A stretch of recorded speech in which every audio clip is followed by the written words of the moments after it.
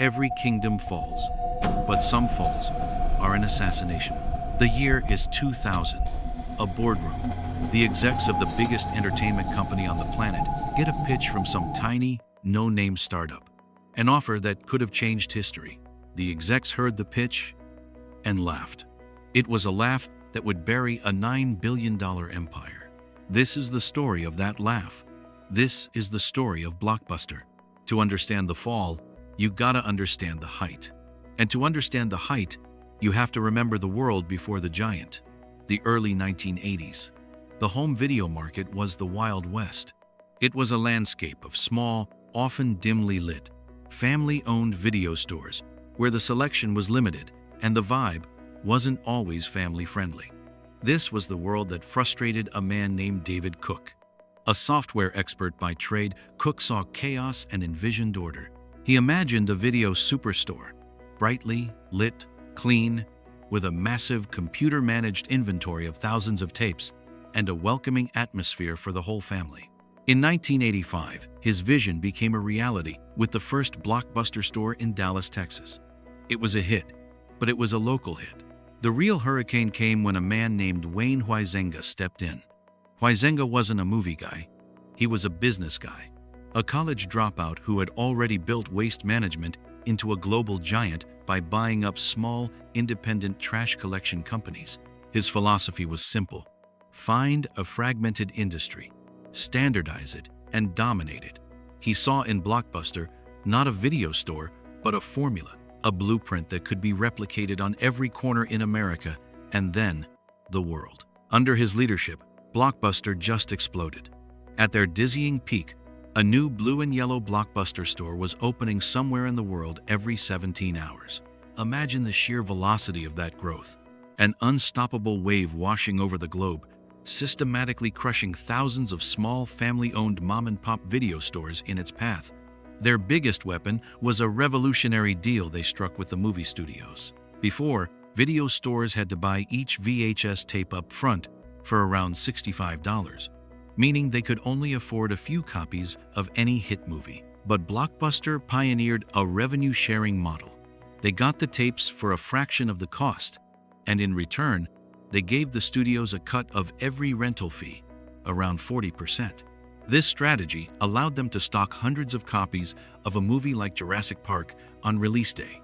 Competing with that was now impossible. That incredible growth reached its peak in 1994, when the media titan Viacom, led by the legendary Sumner Redstone, acquired Blockbuster for a staggering $8.4 billion. For a moment, Blockbuster became part of a media empire that included Paramount Pictures and MTV. They seemed invincible. The Viacom deal gave Blockbuster even more power, but it also saddled the company with a massive amount of debt, a burden that would play a crucial role in its downfall later on. Going to Blockbuster was a ritual. It was that specific, electric hum of the fluorescent lights. It was the manufactured but comforting smell of popcorn, candy, and plastic VHS cases. It was the satisfying thunk of dropping a return in the overnight bin after a weekend movie marathon. It was a treasure hunt down the new releases aisle, your heart pounding as you grabbed the last copy of Titanic. For a kid, getting that blue and white membership card was a rite of passage. It felt like a key to a new world. They didn't just rent movies, they owned your weekend. But while the king sat on his golden throne, a throne built mostly from the billions raked in from those infamous, customer-hating late fees, a whisper started. A tiny, no-name company called Netflix had started shipping DVDs, those new, shiny little discs in lightweight red envelopes. The company itself was born from its founder, Reed Hastings' own frustration. Legend has it, he got a $40 late fee for a copy of Apollo 13 and thought, there has to be a better way. It was a weird, nerdy business model. For a brick-and-mortar giant like Blockbuster, whose power came from its expensive network of stores, this model seemed like a joke. But in the year 2000, that whisper, now running out of money, knocked on the king's door. Reed Hastings and his co-founder Mark Randolph flew to Blockbuster's glittering Dallas headquarters, a real David and Goliath moment. They put a golden opportunity on the table. The offer wasn't just buy us. Their pitch was strategic. Blockbuster buys Netflix for $50 million, and Netflix becomes Blockbuster.com, running Blockbuster's entire online brand. It was a perfect synergy. Blockbuster would handle the stores, Netflix would handle the internet. It was chump change for Blockbuster, less than they made in a single month from late fees. With one signature, they could have owned the future of home entertainment. But the king laughed. According to reports, Blockbuster's CEO John Antioco and his team struggled to keep a straight face. They saw Netflix not as the dawn of a new age, but as a small, nerdy joke that would never appeal to the masses. But why? The reasons are a classic case of corporate arrogance. First, their entire corporate brain was wired to think one way. They were a real estate company as much as a rental company. Their power came from their physical presence on every street corner. They couldn't imagine a business without a physical presence. Second, and most importantly, they were addicted to the billions they made from you not returning a movie on time. At its peak, late fees made up over 16% of their total revenue, over $800 million a year. It was their hidden cash cow. A business model with no late fees seemed like business suicide to them.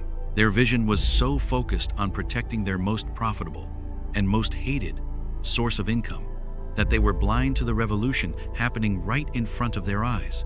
And that one arrogant laugh that was the sound of the final nail being hammered into a $9 billion coffin.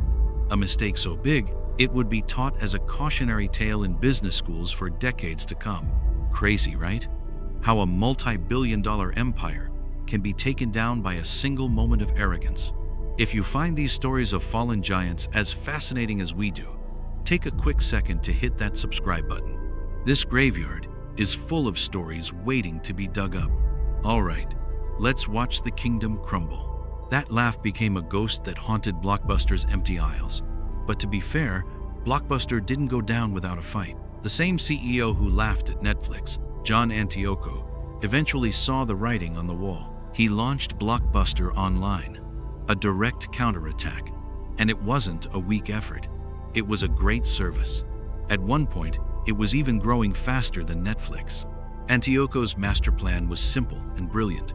He wanted to merge the online and offline worlds. You could rent a DVD online, and when you were done, you could just drop it off at your local Blockbuster store. It was a hybrid model that Netflix could never offer. It was a way to turn Blockbuster's biggest weakness, its thousands of stores, into its greatest weapon against its biggest enemy. For a moment, it looked like maybe, just maybe, the king could save his kingdom. But the real death of Blockbuster didn't come from an outside enemy. It came from a rebellion within. A cancer was spreading through its own body, the franchise owners. Thousands of Blockbuster stores weren't actually owned by the company, but by independent owners who paid royalties. When these franchise owners saw Blockbuster Online, they didn't see the future. They saw their own death. They felt that the corporate office was trying to steal their customers and destroy their stores. They rebelled against the plan. This internal war tied Antioco's hands and stopped his hybrid model from ever fully launching. And when a kingdom is weakened from within, the vultures begin to circle. The biggest vulture in this story was Carl Icahn, a billionaire activist investor, famous for buying into struggling companies and forcing them to change. As Blockbuster's stock price tanked, Icahn bought a huge chunk of it. His plan was the exact opposite of Antioco's. Icahn thought the online business was a waste of money. He wanted the company to stop spending on the future and go back to focusing on its profitable stores. This turned the company's boardroom into a battlefield. On one side was Antioco, fighting for the future. On the other was Icahn, fighting for short-term profit. Icahn rallied other shareholders, convincing them that Antioco was burning their money. After months of this painful boardroom war, Icahn finally won. In 2007, John Antioco, the one man who had a real plan to save Blockbuster, was forced out of the company. It was a war Blockbuster might have won against its enemy, but it lost against itself. But the story doesn't end there. Blockbuster was now fighting on two fronts. While it was tangled in a high-tech war with Netflix, a new low-tech enemy emerged from the ground: Redbox. These little red kiosks started popping up outside every grocery and convenience store. They were renting DVDs for $1 a day. No membership, no late fees. It was the next level of convenience. Now you didn't even have to drive to Blockbuster. Blockbuster, which was once the king of convenience, had now become the most inconvenient option. Under Econ's control, the company made its last desperate moves. They tried to get rid of late fees, but their program was so confusing that it just annoyed customers more. The company was now fighting a three-front war: against Netflix, against Redbox, and against its own internal politics. It was on life support. The very late fees that had made them rich had become a poison, and they had waited too long to find the cure. The blue and yellow signs, once a symbol of excitement, now became a sad symbol of a bygone era, replaced by depressing store-closing banners. In 2010, they finally filed for bankruptcy. Dish Network bought the broken pieces of the empire, hoping to use the brand name, but it was too late. One by one, the lights in the stores went out, and our local Blockbusters just vanished into the night. Today, out of a jungle of more than 9,000 stores, only one last tree is left standing. The store in Bend, Oregon, is not just a video store anymore. It's a shrine, a memorial to the last god of a bygone century, lovingly maintained by its manager, Sandy Harding, like a guardian of a sacred tomb. It's a living museum, a time capsule. People make pilgrimages there from all over the world. They don't just come to rent a movie. They come to touch a piece of their past. They come to feel that feeling again, when happiness was enclosed in a plastic case. They come so they can show their children that before the algorithmic menus of streaming, there was a world where you could hold movies in your hands, feel the cover art, and take a risk on an unknown film just because of its cover. The air in that store still has the old smell, a little bit of dust, old paper, and hope. It's the last glimpse of a world where choosing was an adventure, not an algorithm. And then, in contrast to this last light, there is a digital empire brighter than the sun. Netflix, that tiny whispering company they laughed at in that boardroom. Today, it's a global media titan worth hundreds of billions of dollars. They don't just distribute movies anymore. They create culture. They take on the biggest studios in Hollywood. They sit on Blockbuster's golden throne, deciding the future of entertainment. But in this victory, what did we lose? We lost the magic of discovery. Today, we are drowning in a sea of endless scroll, where an algorithm tells us what we should watch. We are victims of analysis paralysis, where there are so many options that we watch nothing at all. We lost the feeling of a store employee saying, "You will definitely love this movie." The victory of Blockbuster was the victory of human choice. The victory of Netflix is the victory of a code. The impact is so profound that in the business world today, the name Blockbuster is no longer a noun. It's a verb. To get blockbustered. It means to be made obsolete by a new technology or competitor that you arrogantly ignored. The taxi industry got Ubered. The hotel industry got Airbnb'd. And these are all just different forms of being blockbustered. The death of Blockbuster was, perhaps, its greatest gift to culture. Its ghost now haunts every office in Silicon Valley as a constant reminder: hubris will devour every empire. It's a fear that lives in the heart of every CEO. If we stop listening to our customers, if we don't change with the times, our fate will be the same as the blue and yellow giant. This brings us to the final question. A question not just about business, but about human nature, memory, and the passing of time. Take a moment. Ask yourself honestly, if you were in that boardroom in 2000, a master of an empire with no equal, and that $50 million offer came before you, what would you have done? Could you have seen the revolution in that small, cash-strapped company? Or would you, according to human nature, drunk on your own success, have laughed it off as a joke? Would you have been a visionary? Or just another king protecting his castle? Close your eyes. Remember the smell of that Blockbuster. What is the one movie, that one specific VHS tape, that has forever saved your Blockbuster experience in your memory? The movie that completed a summer vacation, or the horror film you secretly watched with your friends?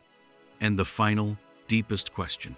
Do you think that in today's lonely digital world, a business model like Blockbusters, where people came to one place, met each other, argued over cover art, and gambled on renting an unknown film, did we just lose a store, or did we also lose a way of connecting, a shared cultural experience, a human way of being? Let us know your thoughts and your most precious memories in the comments below.